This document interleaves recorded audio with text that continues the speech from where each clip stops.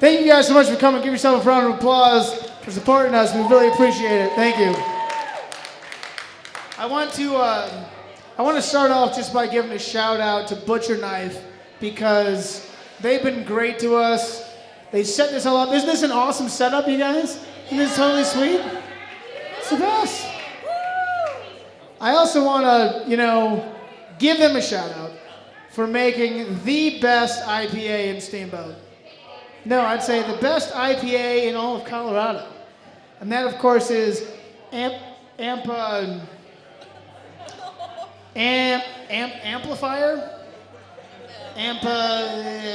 Acupuncturer, right? It's a big guy holding a giant needle, isn't that it?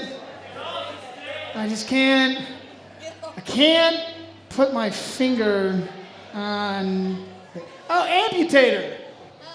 That's what it's called. I love Amputator. I love Amputator so much. I love Amputator like Quentin Tarantino loves genital mutilation. And that's quite a bit. You ever seen a Tarantino movie where someone doesn't get their dick blown off? Neither have I. I just went and saw his new one. It's Once Upon a Time in Hollywood. It's great. But I was in suspense the whole time. I was like, it's been over 2 hours and no one's lost their cock yet. Oh, no, there it is. Snuck it in at the end, Q. Also want to give a big shout out to a couple hilarious guys who came to join us for the show tonight. Those are Mark Masters and Pat Treuer. Give it up for those guys coming in from Denver and Chicago to do this show with us. It's awesome. It's awesome. I'm pumped. I've been getting ready all day. I've been doing push-ups. Went to the gym. I got a massage. I'm feeling all loose. Feeling good. Speaking of massage, I want to share a story with you guys. This is a real story. And I genuinely want to know if anyone else has had this same experience. So I went and I got a massage. This was about a year ago. And I paid for an hour, and I was getting towards the end of my hour. And out of nowhere, this masseuse decides to just take her finger and ram it right up my... No, I'm just kidding. No butt stuff. But no, the weird part is this masseuse decided to just slap the shit out of me. I'm not kidding. It was towards the end, and she played me like a bongo. I'm laying down.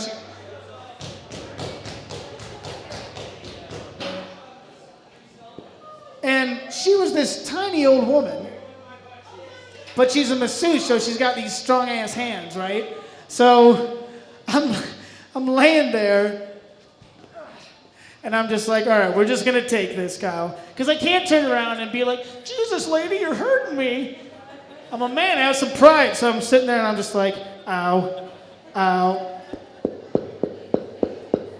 ow. And I'm trying to talk myself through it. I'm like, it's going to be over soon. It's going to be over soon. It's going to be over soon. It's going to be over soon. We can do this. But she's relentless. She's relentless, and she just keeps going. And I'm starting to break, and I'm like, it's going to be over soon. It's almost over. You were not a bitch, Kyle. You were not a bitch. You were not a bitch. You're a big, strong man. You can take this. And I ended up walking out of that place feeling like a battered housewife. I walked past her. She's like, oh, are you feeling okay? And I was like, yeah. I feel good. Don't hurt me. But seriously, has anyone ever had that happen? Why would you slap the hell out of someone? Anybody know? Just me? I was genuinely asking because I don't know what the hell that is. I mean, this happened at Old Town Hot Springs. Shout out to Old Town Hot Springs. Anyone go there? Old Town, downtown? It's a good spot, right? It's a good spot. I like Old Town. I go there a lot to work out. And I know you're probably thinking, well, duh, Kyle, we can see you have a perfect body. And, I appreciate that, but you're not quite there. There's some things I can tweak. I'm always looking for new workouts. Is anyone here like a personal trainer by chance? No? No? Okay. Well, does anyone know any workouts, asking for a friend, that make you taller? Shit. I tried one. They have that pulley rack there, so I put my arms in one side and the legs in the other and just Let it go. Turns out it doesn't work and it gets you kicked out of the gym. So I don't recommend that. Yeah, I like going to the gym. I don't like talking to people at the gym. I don't know if you're like me. I really don't. I want to be left alone when I'm at the gym. Like, don't even look at me. But, because people just make me uncomfortable at the gym, you know? Let me rephrase that. Women make me uncomfortable at the gym. Let me rephrase that. Women make me uncomfortable. I like hanging out with dudes. It's easy. It's stress-free, you know? Dudes are easy to get along with. I meet a dude, I'd be like, what's up, dude? And he'd be like, oh, dude. High five. Not hard to impress a dude. But girls, I don't know, man. Girls are stressful. Like a dude, if a dude doesn't like me or doesn't want to hang out with me, I'm not going to, you know, think about changing my diet. If a dude doesn't want to hang out with me, I'm not going to buy a gym membership or buy some $80 shampoo that's supposed to grow my hair back.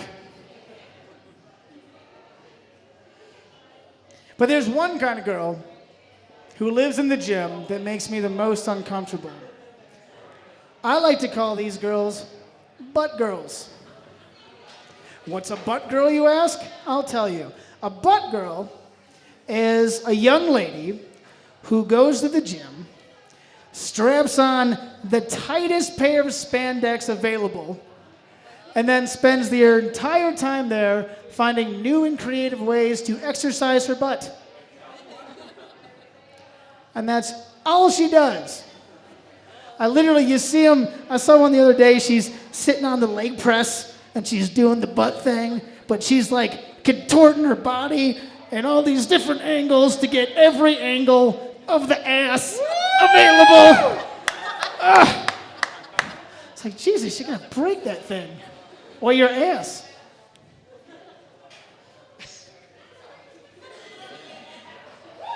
Oh, the butt girl. So I have two problems with the butt girl. One, there's an obvious double standard, okay? Because if a guy goes to the gym and only works out his arms, he's a tool, right? Say, why'd you skip leg day, bro? You ever heard that one? No one's going up to the butt girl like, look at all that ass. Why'd you skip arm day, bro?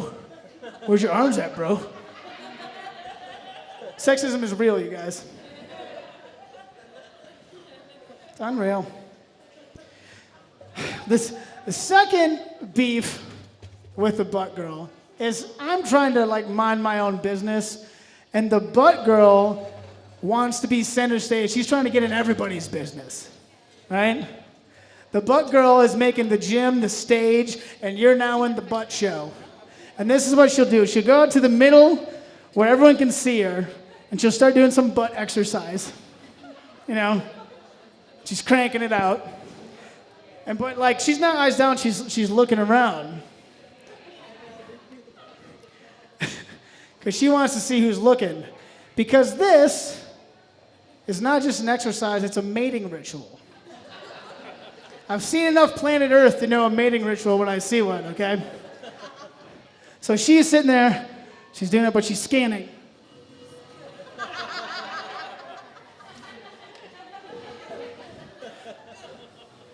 And the goal is to catch you staring. And if you casually kind of boom, she's got you, and she locks eyes with you. And then she shoots you a look. And this look, much like the talking hat in Harry Potter, is a sorting mechanism. But there's only two houses in this Hogwarts, and those houses are, ew, don't look at me, you creep. Or, hey, how do you like my butt? And that's how she separates the men from the boys. Or at least, you know, I assume there's a second look.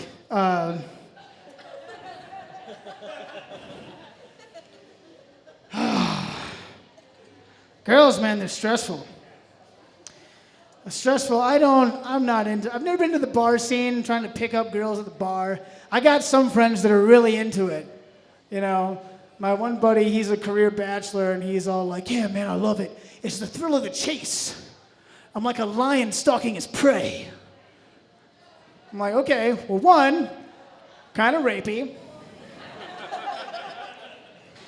The gazelle doesn't exactly consent to the lion, if you know what I mean. It's a one-way transaction. Two, man, I don't know how to hunt. I met my last girlfriend at a small, isolated resort in Montana. Right? And you don't gotta be a good hunter if all the gazelle are in a tiny fenced-in Serengeti.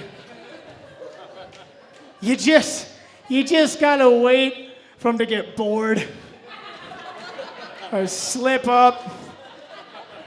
Put on a couple pounds, maybe.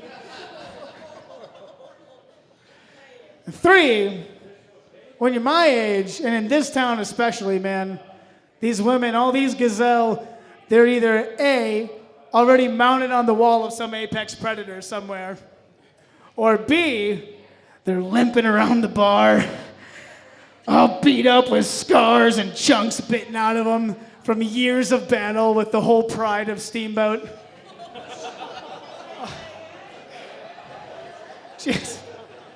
Just looking all beat to death. Like how I beat this analogy to death. Yeah, it's stressful, man. But luckily, for me and for other people, nowadays, you don't actually have to talk to humans in person to be in the dating scene, because they have a thing called Tinder, right? Where all you gotta do is get on an app and you can meet humans, supposedly somewhere else in the world. So I decided that I was gonna get on the Tinder game and check it out. But I was a little rusty, I hadn't done it in a minute, and I didn't realize on Tinder how obsessed with your height everyone is. Shit. Like every profile was just like picture, 6'2", here's what you need to know about me. I was like, damn. I was like, I'm gonna get cut out before I even get a chance. So I decided to fake it. Fake it till you make it, right? I'll get my foot in the door, they'll see I'm a great guy. So I matched with this girl on Tinder, and we decide we're gonna meet out at a bar. And I get there first, and I'm waiting at the bar, and she finally walks in. I see her, and of course, because it's Steamboat, she's this Amazonian woman, you know what I mean? And she's looking around for me up here, and she finally slowly kind of works her way down, and is like, oh. And I was like, hey. She's like, your profile says that you're 6'5". And I was like, 6'5"? Oh, I'm dyslexic. Can I buy you a drink? Cheers. All right, thank you guys. Thank you so much for being here. This is great, right?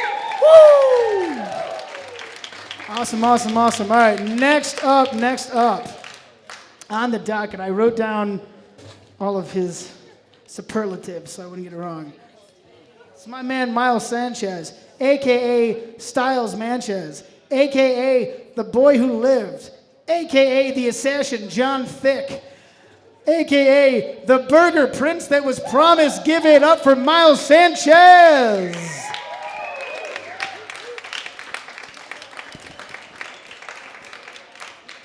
Thank you, Kyle. Thank you. Hey, guys. How's everyone doing tonight? Everyone good? Everyone good? Last time I was here at Butcherkife, I had a good time. I wore a chef coat. I gave it away. It was dope. Butcherkife is probably like one of my second favorite breweries here in Steamboat. It's pretty dope. I have a lot of love for Butcherkife. You know, after my last show here at Butcherkife, I did a lot of representing for Butcherkife. I got a t-shirt, I got a bandana. I drank Amputator IPA at all of our Steamboat Comedy podcasts exclusively. We gave a lot of shout outs, and I talked to my homegirl Katie. Y'all know Katie over there. Katie, you over there? Yeah, so we approached Katie and we're like, hey, you know, we're doing all this work. Being like, putting your product out there. We're like, when are we gonna get some endorsements for it? And she was like, no. Straight up no. And I mean, like, I was pretty pissed off because me and Katie go back. You know, like we worked at TNT together. We saw each other on Tinder a couple of times, and not only did she swipe left on me, but she now swiped left on my sponsorship, man. Pisses me off, dude. Like, I will walk. I will Antonio Brown all the way over to Storm Peak, and I will sponsor the fucking urban, what is it, that urban sombrero? Have y'all had that? That shit's fucking delicious. I'm a white boy with a Mexican last name, and I love hip hop. Urban sombrero was made for me, bruh. It was made for me. Like, shit's fucking delicious. All this bitching has made me pretty thirsty, though. I guess I'm gonna drink this complimentary beer real quick.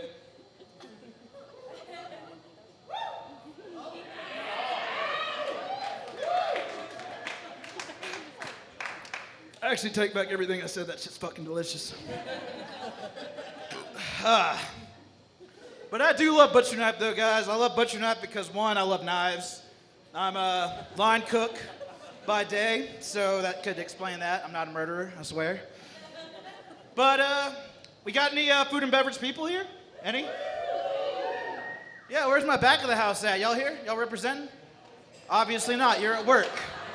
You're at work. Where are my front of the house people at? Y'all here? Front of the house? All of y'all suck. You suck so bad. I hate all of you. I'm just kidding. I like the lady front of the house people. Not very fond of the dude front of the house people.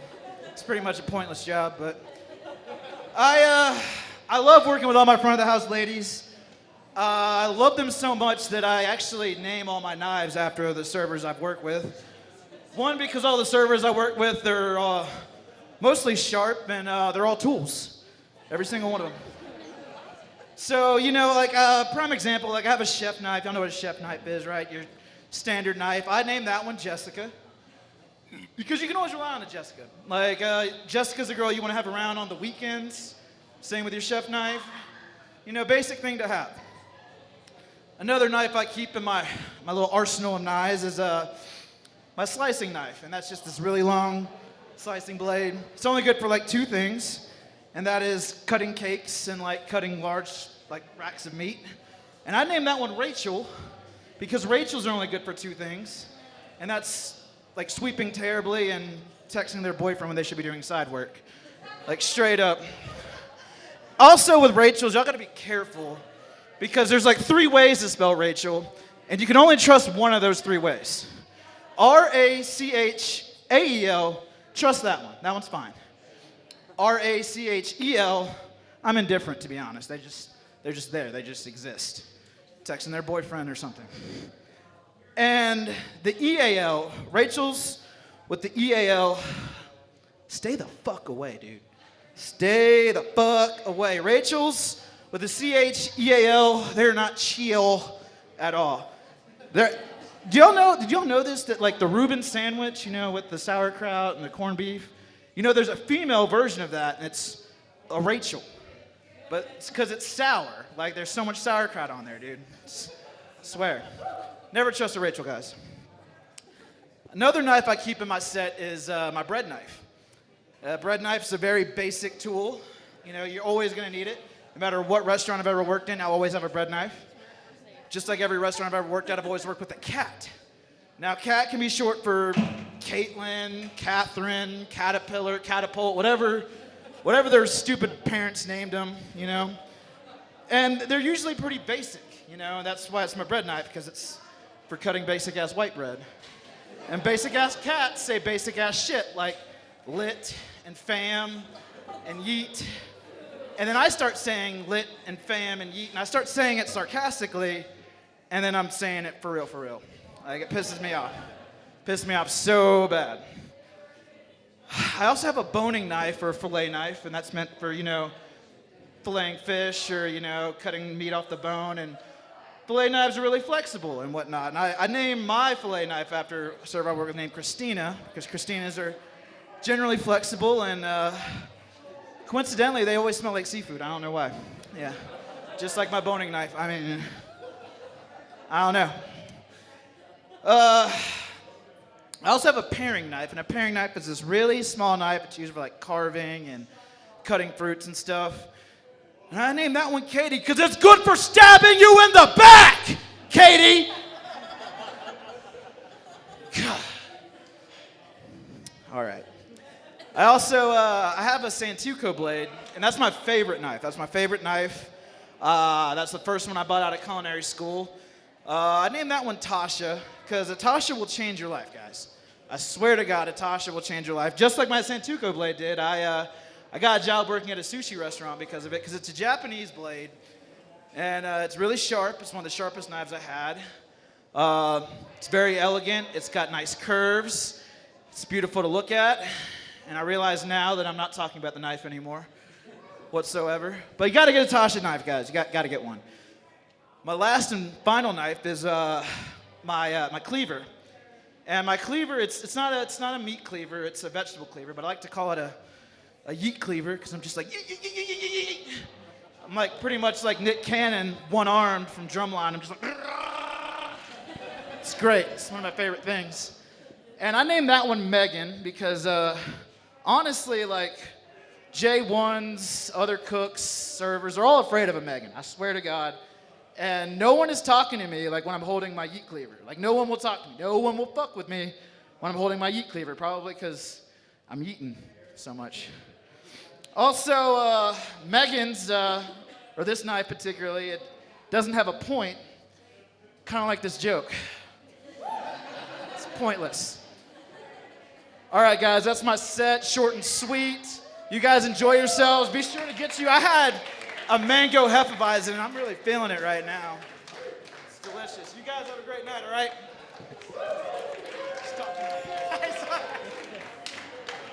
Give it up for Miles, everybody. It was great. Excellent. So yeah, this comedy club has been growing. There's an original group of us that got it going, but we've been doing open mics, and we found some really talented people, much like the next guy up here, who designed this beautiful logo, by the way. He's a hilarious dude. Get up for Mac Mashmeyer. Hey.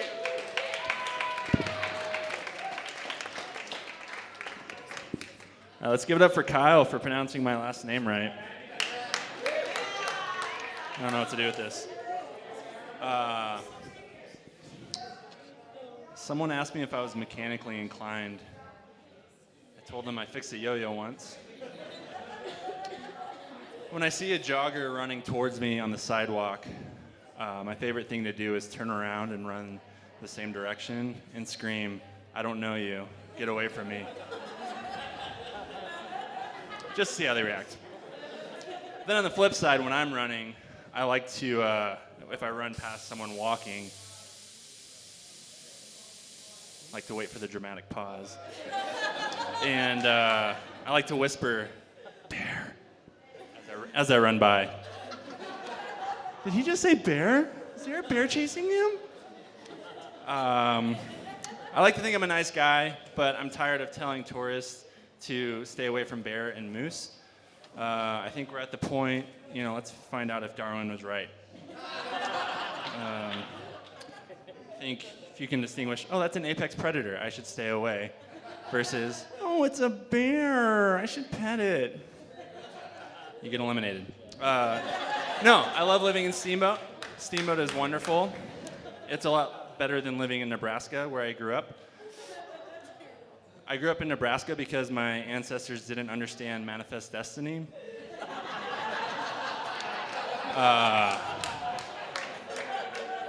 They could have, they should have kept going. They are settlers in the very purest sense. I think they just stopped, honestly. Like, how bad was that train ride? They got on a boat from Germany to Boston, train from Boston to Chicago, Chicago to middle of nowhere, Nebraska. And I think they just got tired. They're just like, this is good. This works. But there's no trees. How will we build our house? See that buffalo shit there? We'll start with that.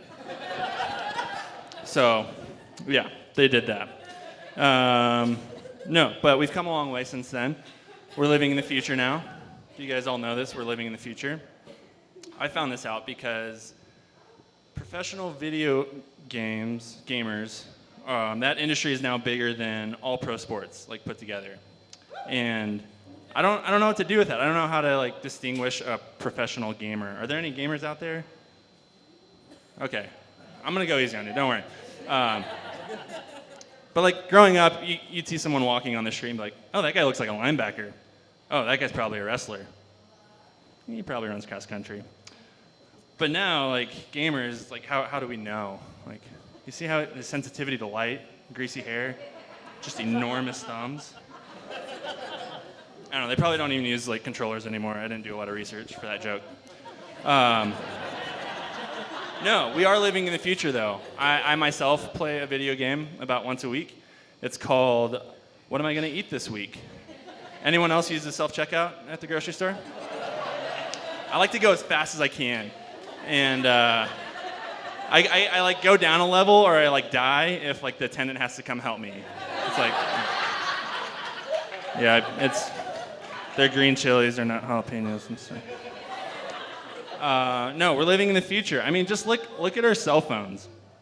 Like, you can call, text anyone, anywhere. You can FaceTime them. You can look up things on the internet. You can listen, literally, to any song ever created ever with your phone and with the internet. And that's cool. That's great. I use it. But I just feel like kids today won't know the frustration and the satisfaction of listening to music on a portable CD player. I'm not going to say that CDs sounded better. I'm not that big of a hipster. But, you know, you're like riding on a bus.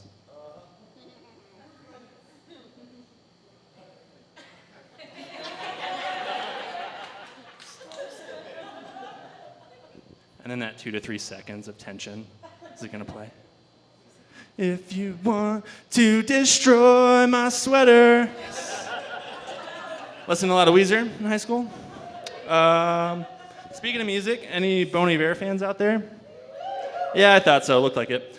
So my buddy gave me some free tickets to go see them last week at Red Rocks, and I was trying to find some friends to go on a Tuesday night, which is difficult. And no one could go, and so I was feeling hesitant. And then I remembered my former girlfriend, and I were going to try and go to this concert. But we broke up about a month ago, and so I'm imagining myself driving the 3 hours to Red Rocks to go to a Bon Iver concert alone, thinking about my ex-girlfriend. And that sounded about like the saddest thing I could do. Because I could just see myself there, standing there with my tall boy PBR, because, yeah, I listen to Bon Iver, and probably like 3 or 4 other guys staggered, like in the same row, and we'd, like, you know, smile and like nod, and then we like, because we all just broke up with our girlfriend, and we're at a Bon Iver concert solo. So yeah, no, I am single, and I refuse to use dating apps because they just make me cynical. So I'm trying to do it the old-fashioned way. I went to my grandparents' anniversary recently, and I'm not that Nebraska. I didn't pick up a cousin or something. Calm down. No, but they're getting older. They don't have a lot of time left, so I was trying to be very intentional with my conversation with them. So I'm sitting with them at lunch. It's my grandpa, my grandma, and my dad sitting across from them. We're sitting there, we're eating. I'm like, hey, 60 years, that's impressive. How did all this start? How'd you guys meet? Thinking it was going to be like a very sweet, endearing, little, you know, romantic story. And this is how it goes. 60 years, that's impressive. How did this all start? How'd you guys meet? My grandpa. Well, your grandma was working at the strip club back then. Grandpa. My dad, without missing a beat. But the pools were wooden back then. Dad, that's your mom. And then my sweet little grandma pops out from behind my grandpa. I got a lot of splinters back then.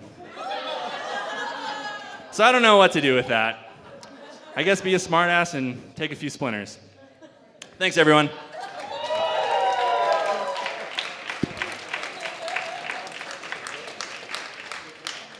Give a Mac, everybody. That was awesome. Oh, yes.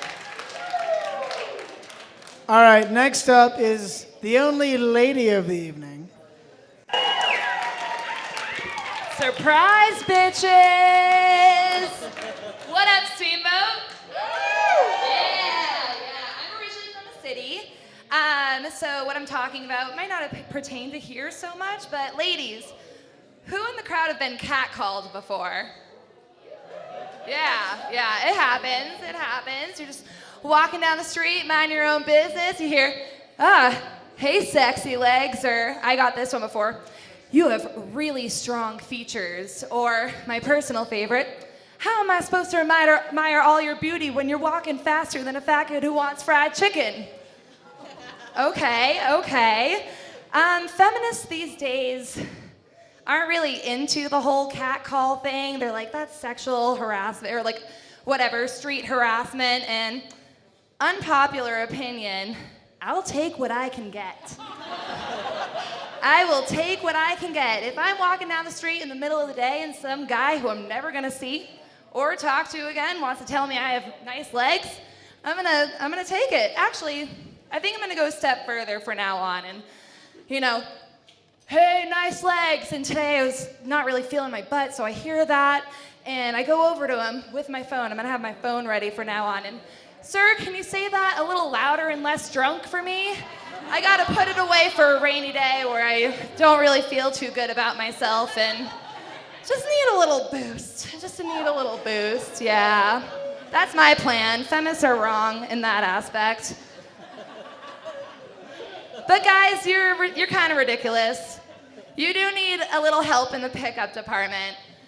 I feel like we've gotten away from like our roots and like what we've grown up with. And so I'd like to call back to one of the greatest lyricists of all time, Mr. The Notorious B.I.G., Christopher Motherfucking Wallace, or for the ladies with daddy issues out there, Big Papa.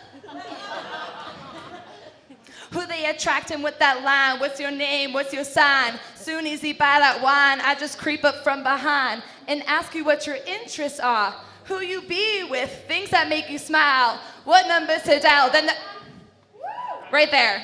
That's all you need. He's so smooth. He's so good. But I'm gonna make a couple points here. As I creep up from behind.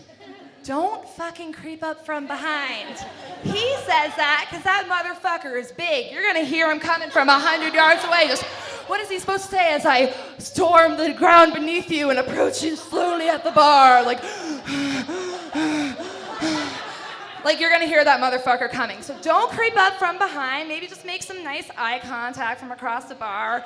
Approach nicely. Don't be fucking weird. Second point, I understand that he's trying to be like, don't hit a fine-ass woman with some lame-ass talk, like, what's your name, what's your sign? Like, ask her what her interests are. Either way, we're still talking about astrology because I'm a conversational predator. I love astrology. And, so either way, that's gonna happen. So you can ask her that, and, I'll just pray out conversations. I can hear a Leo say, I'm a Leo from like a mile away, one, because they're loud as fuck and they just want everyone to know. And two, I'm Witch City trained for this shit. Salem, Massachusetts. I just got the ear for it. So, So, bitches love astrology. Just go with that. Thank you so much, Butcher Knife!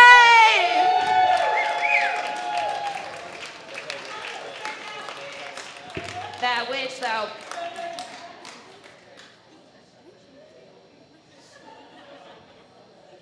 Get it for Kendra, everybody.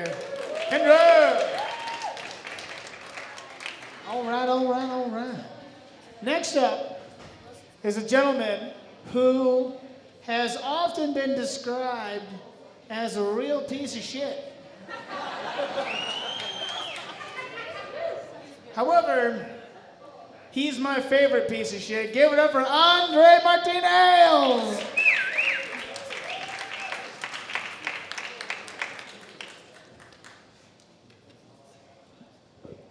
You guys ready? Are you? So September has been kind to me. I'm happy about that. Last month was a bit of a shit show for me. First day of last month, I had to go to Seattle for a funeral. My family and I sat down. We had some tough talks, but finally we decided to pull the plug on Grandma. She was doing really well for a while, but we're all just really fucking busy right now, so you know, it's just, yeah. I did get to do everything I wanted to do in Seattle though, so I'm happy about that. I got to see my friend Chelsea. She's awesome. She's a professional marathon runner. And here's the thing, a couple years back in 2013, she was diagnosed with this terminal illness. And there's a lot of ways that she could have handled that. But what she decided to do was run a marathon every week until a year would go by or until she could no longer physically do it. Now, not only did she accomplish this goal, but one day, miraculously, she started getting better. Most doctors were baffled, but one doctor had a theory. He said that the key to your survival was skipping the Boston Marathon.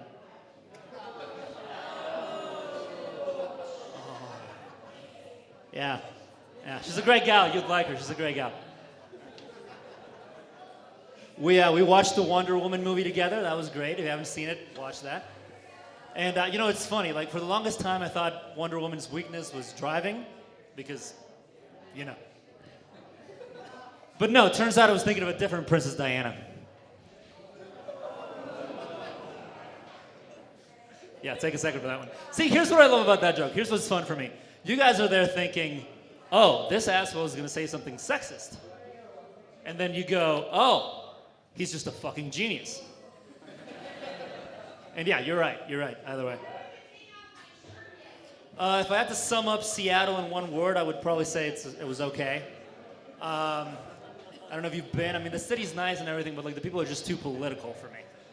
It's just, they're all yelling about their beliefs, they're all still freaking out about like measles and vaccinations and shit. And like, okay, here's the thing. I don't have any kids. Fucking knock on wood. So it really doesn't matter to me. But, I mean, to me, not vaccinating your kid is just kind of like prolonged abortion, right? Like, I feel like that's what a pro-lifer does when he knows he fucked up. He's just like, well, I wasn't allowed to abort this little motherfucker, but maybe the measles will do the work. Just...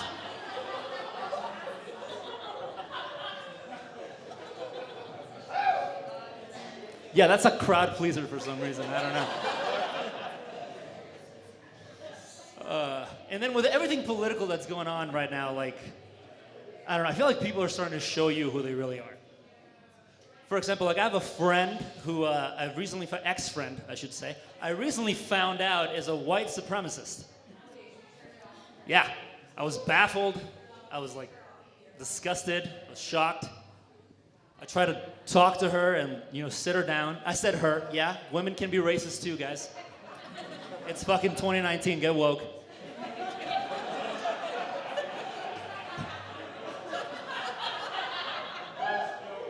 Take your time. But yeah, I kept trying to get some time with her, right? But she kept ignoring me. She kept leaving me hanging. I mean, I don't know why I was surprised. She's a white supremacist. I'm not the only one she's left hanging, but fucking...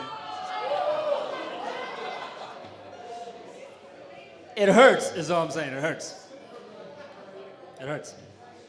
I should have known, too, because she was from Alabama. That's a... Come on. Come on. You guys know, right? Like all the... I don't know, what the hooligans are doing, all the shenanigans the people in Alabama are doing with anti-abortion and all that. Now, here's the thing. Okay, I'm pro-choice. As some of you ladies in the audience know, I'm not a big pull-out fan. But, like, here's my question. Here's my question. Are we surprised that Alabama is banning abortion? Like, I mean, Alabama's a weird state. That's not the weirdest thing they've done. Like, for example, did you guys know that it's illegal for you to wear a mask in Alabama if it's not Halloween? Also, if you drop, spill, or like sprinkle a little salt on any railroad track in Alabama, it can be punishable by death. Now, having said that, if you want to get rid of a baby in Alabama, all you have to do is just sprinkle a little salt on a railroad track and then blame it on your baby. I'm just trying to come up with solutions here, guys, okay? Just chill the fuck out. Anyway.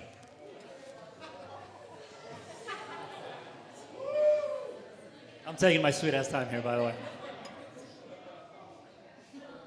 So while I was in Seattle, I got a call late one night, and I ended up having to see my ex-girlfriend. Now, I'm sure you guys are familiar with like how it happens, right? You look at each other, one thing leads to another. I ended up having sex with her one last time.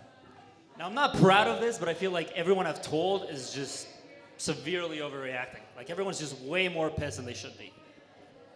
But in their defense, I guess I was only asked to go there to like identify the body. So, I mean, I guess like, you know, it's, yeah. She was a good girl, though. She was a good girl. A little bit weird, but she was a good girl. A little bit weird. She had this thing. She had a uniform fetish. Do you guys know what that is? Like, basically, she would be super attracted to men in uniform. Like, she would just lose it over police officers. It would freak me the fuck out. And she had this fantasy that she kept wanting to, like, role play with me, where I would just pretend to pull her over in full uniform and then just shoot her while she was in blackface. It was fucked up. It was fucked up. Yeah. That's what I said. That's what I said. I was offended. I found out she was in porn. She did porn for one semester in college. 52 films. Busy girl. Busy girl. She said that she was afraid to tell me this because she was afraid that I would never be able to look at her in the same way. But if I'm being honest with you guys, I was excited. And I think she could tell because it was just written all over her face. All right, I'm Andre Martinez. Thank you, guys.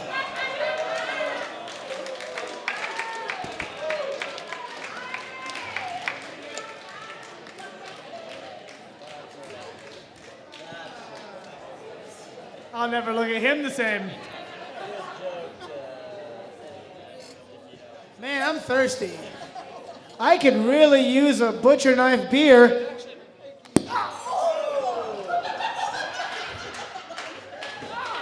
We practiced this. Anyways, your next performer up is my favorite human on earth. We like to call him Eeyore. His name is Spencer Powell. Give it up for Spencer Powell!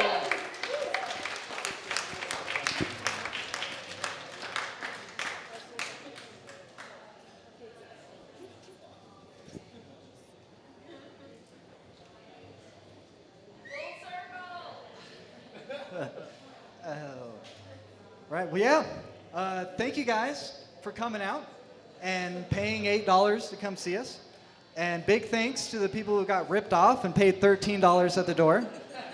That money goes a long way towards paying these two guys to come out and headline. Those two guys, they're taking all that money with them. Yeah, they're taking it all. So yeah, thanks guys. Thank you. So once again, give it up for our headliners. Give it up. Yes. Jim Brewer and Master Blaster. Thank you guys. Thank you. And opening for Jim Brewer has been a dream of mine ever since I was a kid. And he hasn't aged well.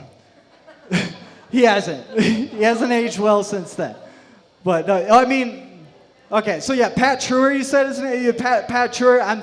I'm sorry. So you're probably not Master Blaster then, are you? And you don't run Bartertown, do you? No. All right. Well, shit. Damn.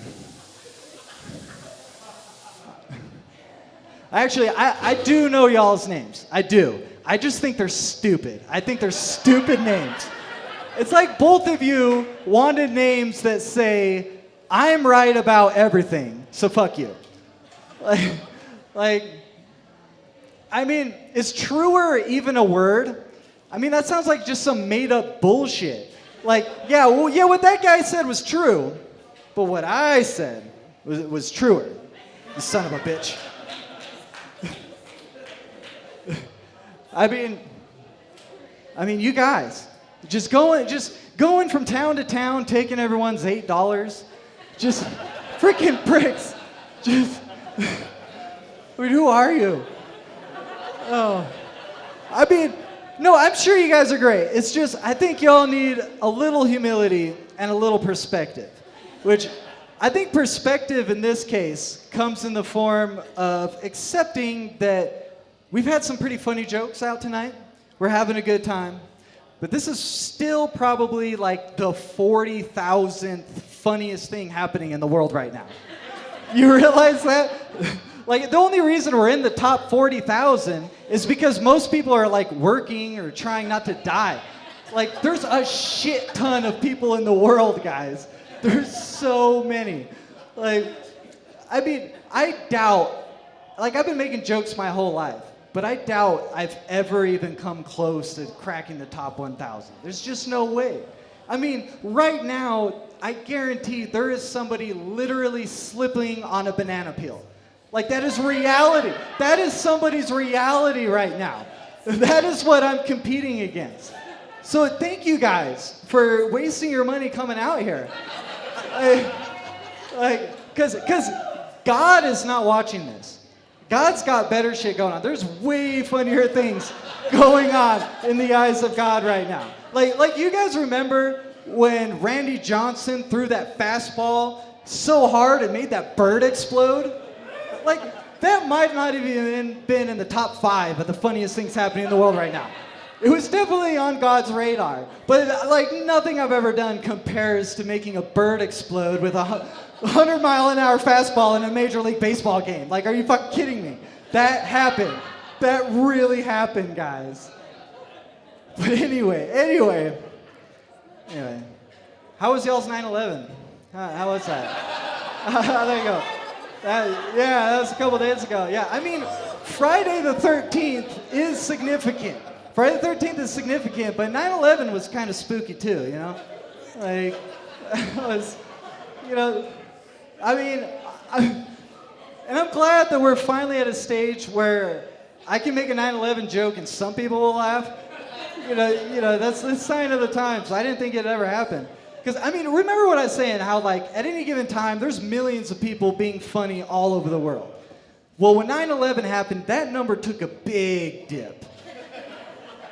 But here's the thing, that it didn't drop to 0, okay? I guarantee that somewhere out there, the first funny 9/11 joke happened, and it was like 6 seconds after the first plane hit. Like, somebody said something that was so brilliant, so just right on the money that everybody in the room is just like, no, dude, no, you freaking asshole. This is 9/11. It's happening right now. Oh my God. You're such a piece of shit. Right? Oh, man. So anyway, the point being that if you want to be number one, like, that's the kind of commitment it takes, people. That's what it takes. You want it that bad. Anyway, I'm just going to stop talking, guys. Thank you guys. Thank you guys so much.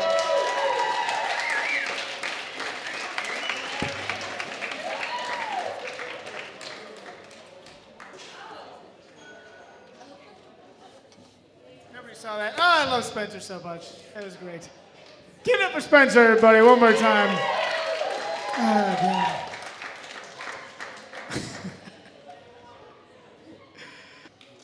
Thank you guys so much for coming out tonight. This has been such a great success. You guys have a good time? Has everything been fun? Yes! Yes! Oh, also, you might have noticed my amazing wardrobe change. So we have t-shirts for sale if you want to support the group. Grab them back there. It's stupid how comfortable they are. Our last performer is a very, very funny guy. He's come here all the way from Chicago, even though he was born in Colorado, right? Yeah, that's right. He's a native, but he's come back to make you guys laugh. The very, very funny Mr. Pat Treuer, everybody!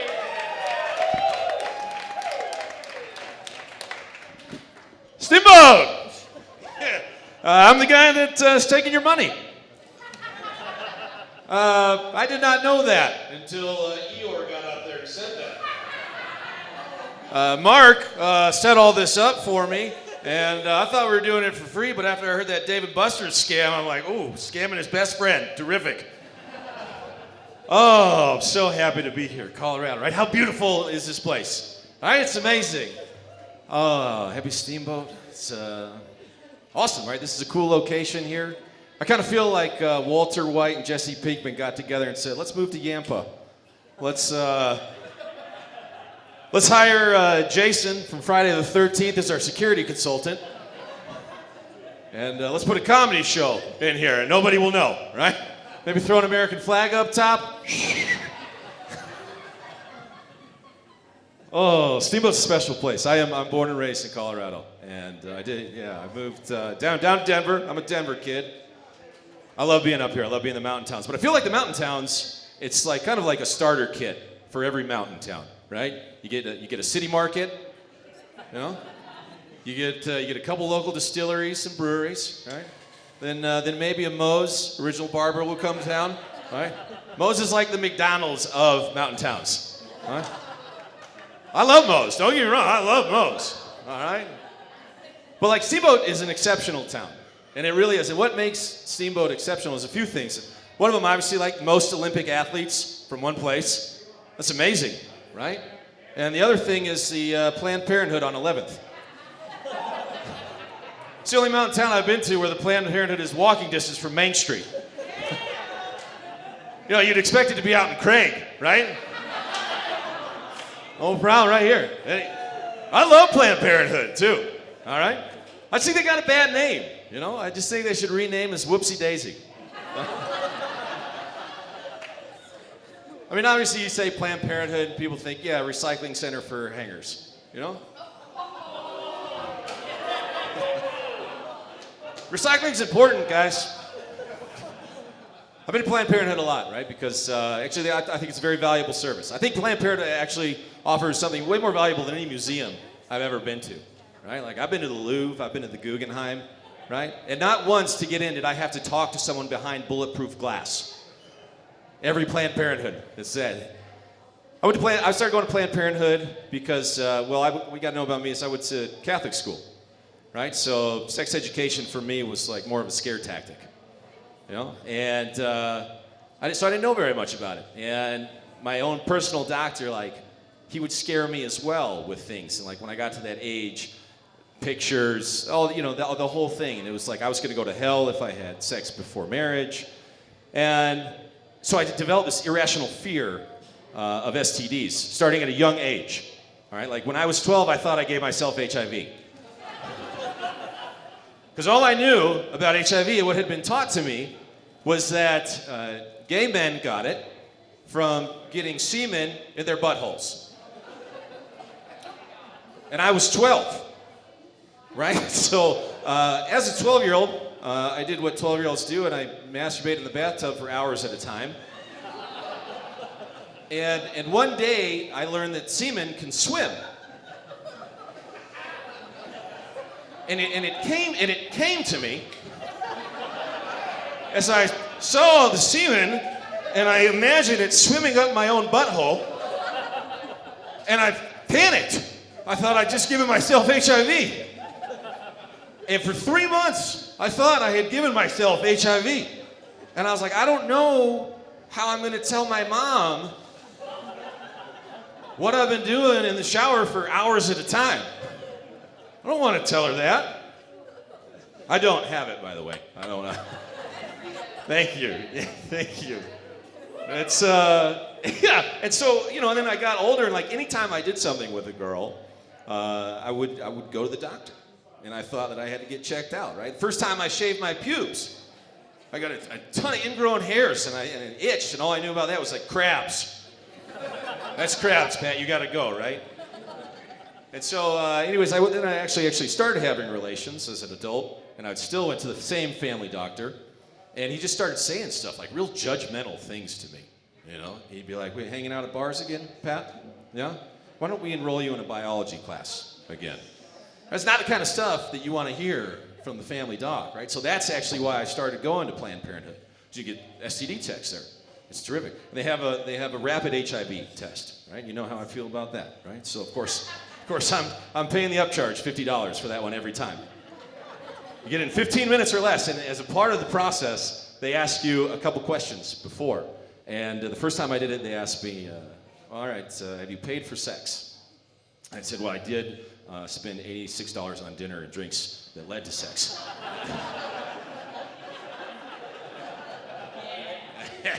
Yeah. It was a good dinner. $86? That's why Eeyore was so mad about me getting the money. Huh? That kid hadn't seen $86 in his whole life. Fucking love coming up. Well, that guy looks like he shows up to your kid's Little League game, and all the kids on their team are like, we don't want to play this season. We're not going to win a game. He's like, but I brought my mom, and she made us snacks. Back to the HIV, Eeyore. The second question they ask you, after they've asked if you paid money for sex, is if you've shared any needles with anybody. And I said, well, I was doing some crochet with my mom last week. This is a real answer. I am this dumb. Okay? Look at me, I'm wearing a shirt with an astronaut and an ice pickaxe. Only ice pickaxe I've ever held was the one on the REI door of the store where I bought this shirt. I'm gonna beat Mark up after the show for that money so I can buy 8 more of these things. Oh, man. Yeah, that's fun. I love being here. I'm so happy to be here, back home, right? So I started comedy 15 years ago. And down in Denver, and it's like my dream to do.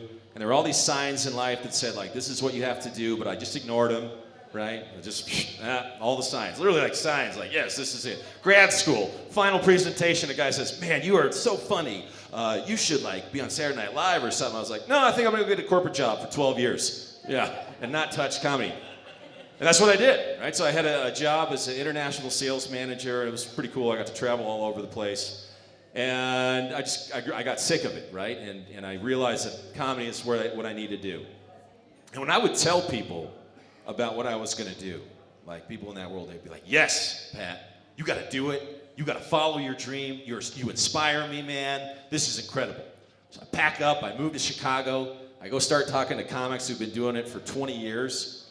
I go, yeah, moved out here from Colorado, quit my job. And I go, wait a minute, you had a successful job? And you quit it for comedy? And I said, yeah. And they go, you should not have done that, man.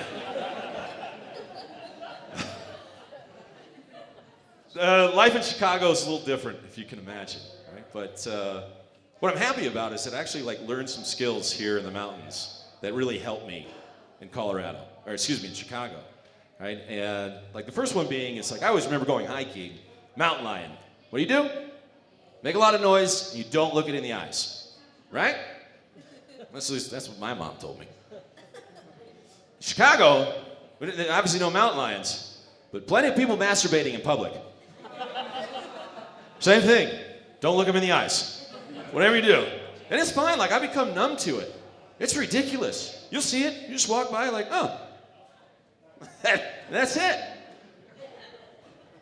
Yeah, so my life has changed as well for me. I would meet a girl here in Colorado, and my qualifying question was, do you ski or do you snowboard? That's it. That's all I cared about.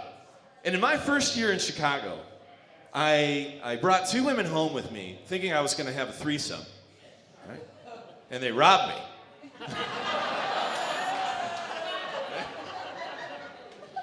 I had unprotected sexual relations with a girl who had an STD and knew about it and did not tell me about it until after. Clear again, because I had 9 checks on that one. So my question has changed from, do you ski or snowboard, to, do you have an STD or plans to rob me? Oh, I beefed up when I moved. I got real big. Oof, the pizza's incredible out there. And, you know, like, I look like I want to be in shape, right? I want to. We did that hike today. I had 45 minutes. I had to sit on a rock. Watch all those runners go by. And anyway, so I gained 50 pounds when I moved out there, and I lost all of that weight. Thank you. Yeah. and when you're that big, if you want to have sexual relations with someone smaller than you, all right, to get lucky, you really have to get lucky. All right, or you got to be the best looking straight man in the room. I want to tell you guys about a little secret I discovered. I happened to come across a gay bar. And I was there to support a friend.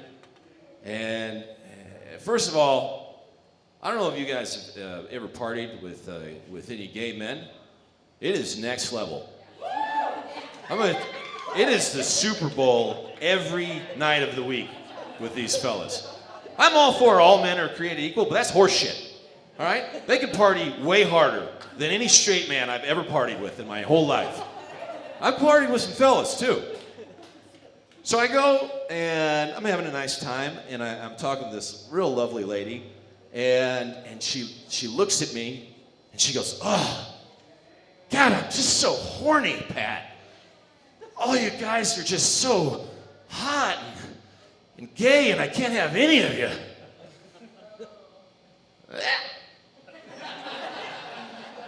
Wait a minute.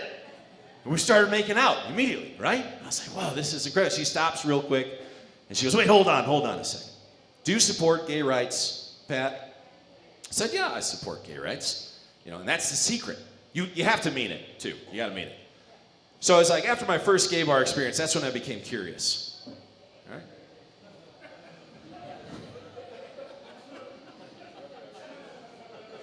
And I was still working at the time. I was working from home. And I had a work trip with my friend. And my friend, he's high level. He's got a high level, great job. And he's also gay. And he said, Pat, if you tell this story on stage, absolutely do not use my name. I said, not a problem, John Ross. So we go to Manhattan, and we are at a place called the Ritz, Wild. These guys can party, man. And in walk an ideal couple for us, right? A male and a female, two separate ones, okay? And it's an important delineation these days. We don't want to add another pronoun in the alphabet of many pronouns. So anyways, I start talking with a nice young lady, and we're having a great conversation about who knows what.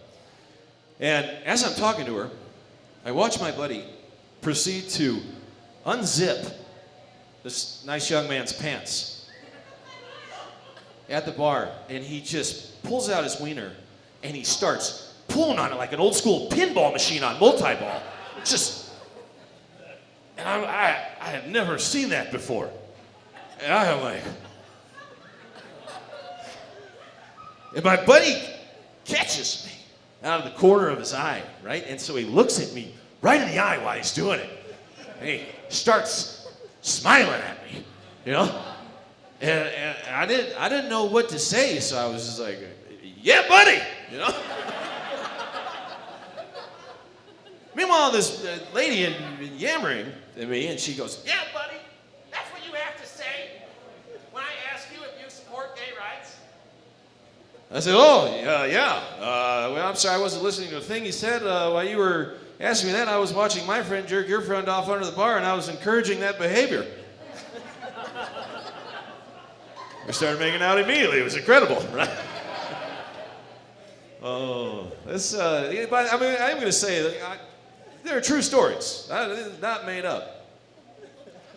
So I lost the weight, right? And obviously there were a lot of pictures of me as a bigger fella. And, so I hopped on the old dating apps, all right? You know? And I learned that surprisingly, there's some dishonest people on the internet. This is strange, right?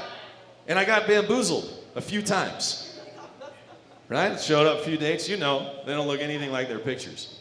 And I was sick of it, right? I got sick of it, but instead of complaining about it, I decided I'm gonna do something about this. Right? So I'm gonna do the reverse bamboozle.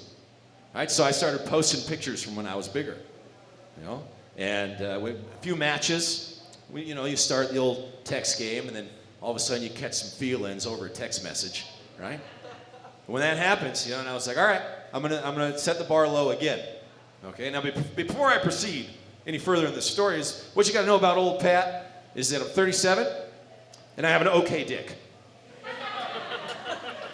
If I was gonna enroll in any classes, it'd be pass-fail.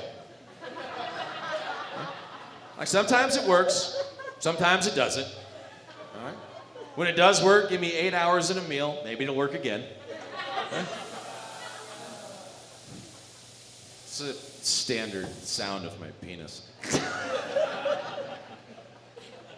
When it doesn't work, please don't try and shove it in, right? It's only gonna embarrass me, and it's gonna be like putting a marshmallow in a parking meter.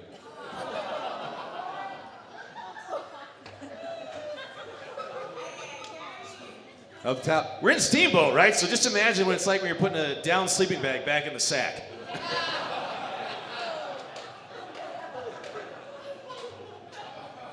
So there we are. We'll be texting, and I'll say, hey, listen, there's one thing that I need you to know about me before we meet, and if you're not okay with it, I'm totally fine if you want to back out of this.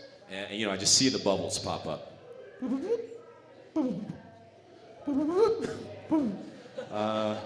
Okay, Pat, what is it?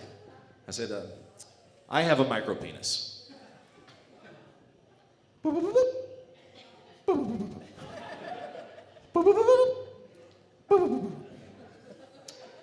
Ha ha, Pat, you're so funny.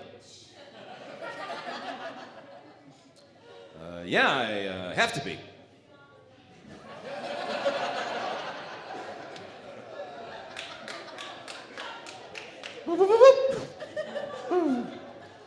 So what exactly is a micropenis? Well, it's like a peanut, except mine curves to the left, so more of a cashew. And it's why I have such a fantastic personality.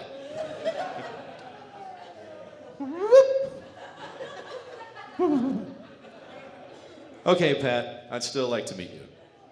I mean, yeah, these girls, I've done this twice. They couldn't be nicer about it. I'm serious, they're so friendly. On the first date, I make sure that we did not do anything sexual at all, right? And the conversation was about anything but sex, which is a nice change of pace on a date that you meet from Tinder. And the second date, right? First date goes well. Second date, I'm thinking, all right, maybe wine, and I'm gonna cook dinner at my place, so that's gonna lead to naked time, right? And we'll get to the couch, but before they come over, like, again, I'm 37, like, Cialis is an insurance policy for me these days. All right, I don't want to go half-cocked in any of these situations anymore. So we get there and we start fooling around, and like I could tell they kind of like start moving their hands around my crotch, like get a sense for it, And they'll say, hey Pat, is it okay if I take off your pants? I say, yeah, just please, please don't laugh, And they take the pants off, and I can just hear it when it pops out of like just a, oh, thank God. When you get a girl to say, oh, thank God, the first time she sees your okay dick, that is a win, and that is what you call a reverse bamboozle.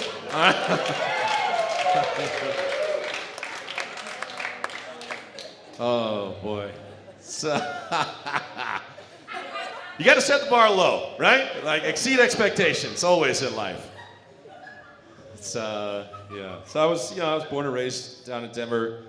And what I always wanted to do growing up is I wanted to play a game of catch with my dad. And I wanted to get down low like this, and I wanted to yell, right in here, Dad, and put some heat on this one. I never had that opportunity because I was raised by a single mom who was conceived with artificial insemination. Anybody else conceived artificial insemination in here? No? Just a bunch of regular sex babies and accidents? Allow me to clear up a few misconceptions about my conception. These aren't even jokes. These are just based on conversations I've had with people. All right. Growing up, a lot of people called me a test tube baby. All right. Listen, it was the early '80s. There were no test tubes involved in my conception. The correct term is Dixie cup baby.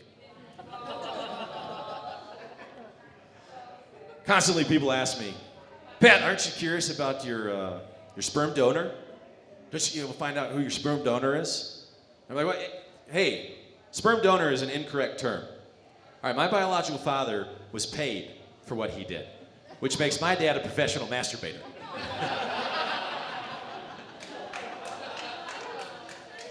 Every so often, someone will think they're being really funny, and they'll say to me, "Oh, was it a turkey baster that was used to impregnate you?"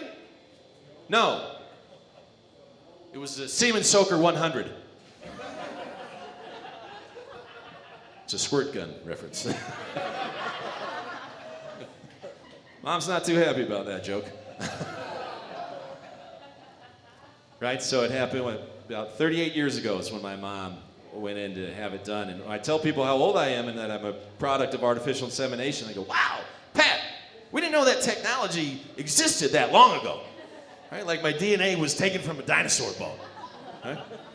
Technology's actually been around for thousands of years. Right? People just don't know that because the first artificial insemination was not called artificial insemination. All right? It was called the Immaculate Conception. Okay? I think immaculate is a little bit inaccurate. All right? Perhaps ghost ejaculate would have been a more appropriate title for that. All right, now, hey, I didn't get all you on that one. Ghost ejaculate? Yeah. Just a big fan of the ghost ejaculate. Gonna do some Ouija boards after this? I'm not comparing myself to Jesus, all right? I'm a 37-year-old dude with a YouTube channel. I remind people Will Ferrell, all right? I'm far from it. You know? And my friends didn't sell me out for 30 pieces of silver either.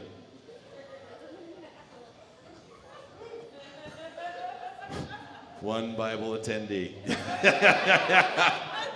There's always one of you. I did that bit at a show, and a girl came up after me, and she said, "Oh, you think you're so funny? You just think you're the second coming of Christ?" I said, "No. If anything, I'm probably like the 8,000th coming of some dude named Bill." Oh, a lot of my friends like to reach out to me on Father's Day, right? And I actually prefer to be left alone on Father's Day because it's my favorite day to masturbate. Huh? This makes me feel closer to my dad.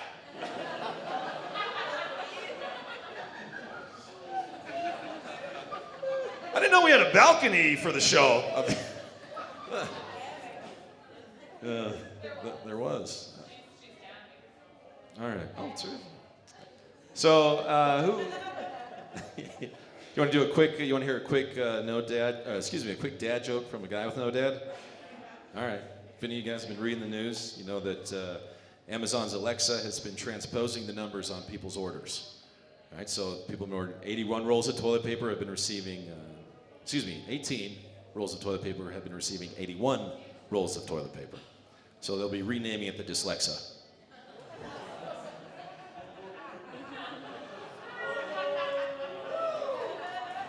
Ghost Ejaculate Girl did not like that one.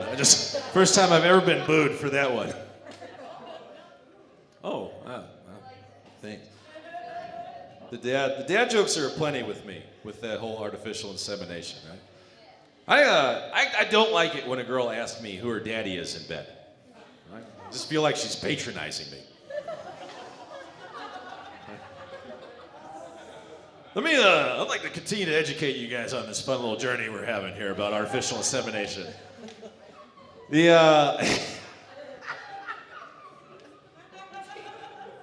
A common side effect of artificial insemination is ADD, right, which stands for absent dad disorder. which means I'm easily distracted by any male figure that pays attention to me.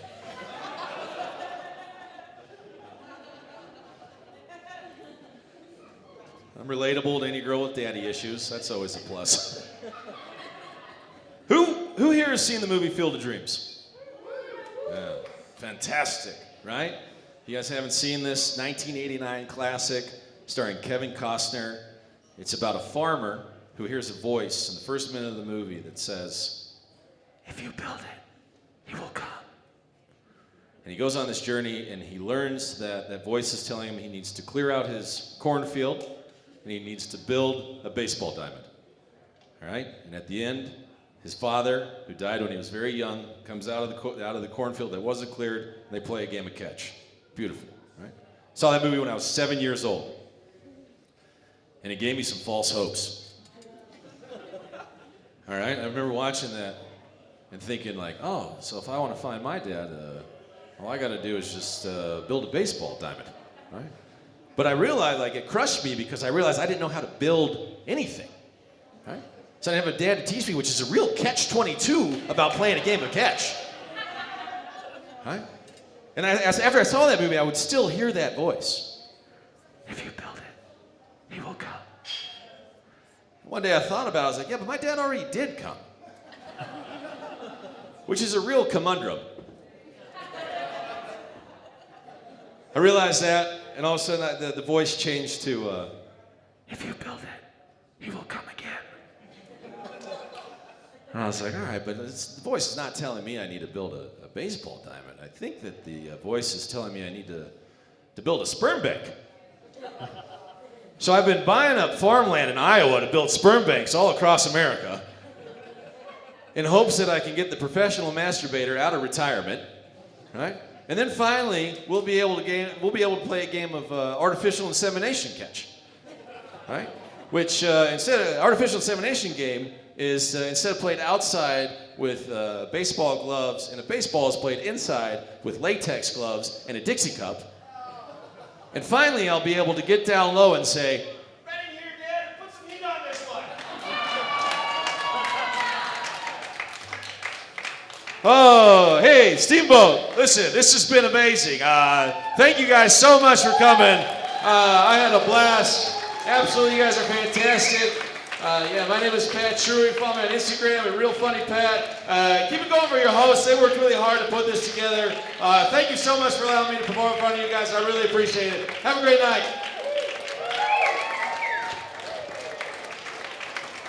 Let's get over Pat, everybody. Fucking thank you so much. That was great.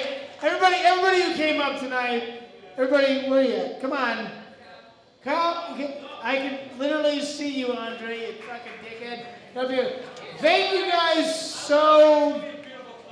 That's not true. Thank you so much from the bottom of my heart for coming out to support us tonight. We really appreciate it. Thank you. I'm not really sure what's happening right now, but thank you for your support. Please buy Mark's book. I can't... I'm really struggling to concentrate right now. Oh, excuse me. Buy Mark's book. Buy our t-shirts. You can donate to the cause. Follow us on all the social medias. Look up Steamboat Comedy. Follow our podcast. Anywhere you get podcasts. Steamboat Comedy Podcast. These brilliant guys were up here with us tonight. They did a podcast. It was great. Thank you so much. Have a good night. Thank you again. Appreciate it.